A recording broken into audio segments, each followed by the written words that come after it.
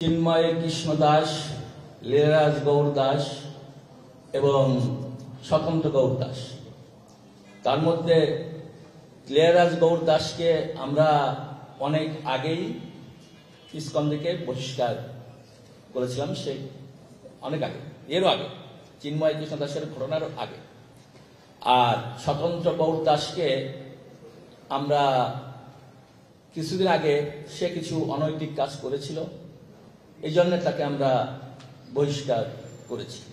আর চিন্ময় কৃষ্ণ দাস, তার বিরুদ্ধে কিছু অভিযোগ আসছিল, অভিযোগ তদন্ত করার জন্য আমরা তাকে 3 মাস সময় দিয়েছিলাম। 3 মাস তুমি ওই পুণ্ডরিক ধামে ওই মন্দিরে থাকতে পারবে না, অন্য জায়গা, অন্য আমাদের মন্দিরে অবস্থান করবেন, কারণ আমাদের এই তদন্তের সিস্টেমটা এরকম, যাকে তদন্ত করা হয় তাকে পদবি থেকে বহিষ্কার করা, মানে বাদ দেওয়া হয় এবং তার তদন্ত করে তার বিচার আমরা করে থাকি।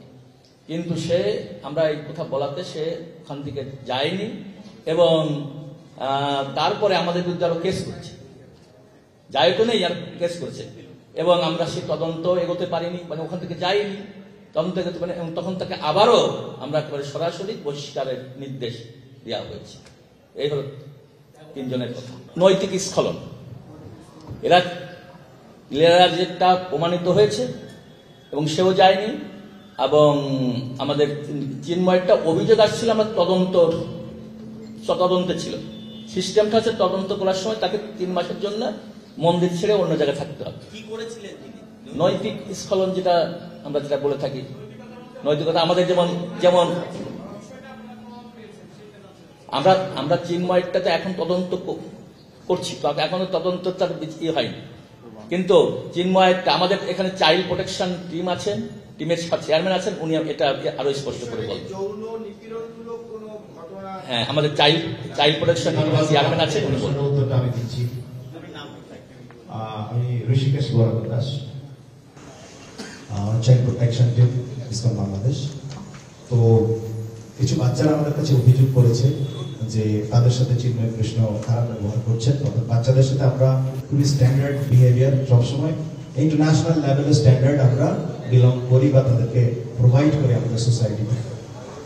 তো তারা অভিযোগ করেছে তাদের সাথে মিসবিহেভ করেছেন বা মিসকন্ডাক্ট তাদের সাথে হয়েছে। তো সেই নিউজটা আমাদের কাছে আসার সাথে সাথে ওনাকে আমরা একটা চিঠি ইস্যু করি, যে ধরনের কিছু অভিযোগ আমরা পেয়েছি সেটা আমরা খতিয়ে দেখতে চাই। সেই চিঠি ওনাকে আমরা প্রোভাইড করেছি, কিন্তু উনি আমাদেরকে হেল্প করেন। আমাদের নিয়ম হচ্ছে যার বিরুদ্ধে কোনো অভিযোগ পাবো সাথে সাথে তাকে সেই মন্দির থেকে আমরা সাময়িকভাবে 2 মাস 3 মাস যতদিন আমাদের ইনভেস্টিগেশন করতে লাগে তাকে অন্যত্র আমরা পাঠিয়ে দিই, এবং তিনি কোনো রকমের অ্যাক্টিভিটিসের সাথে যুক্ত থাকতে পারবেন না।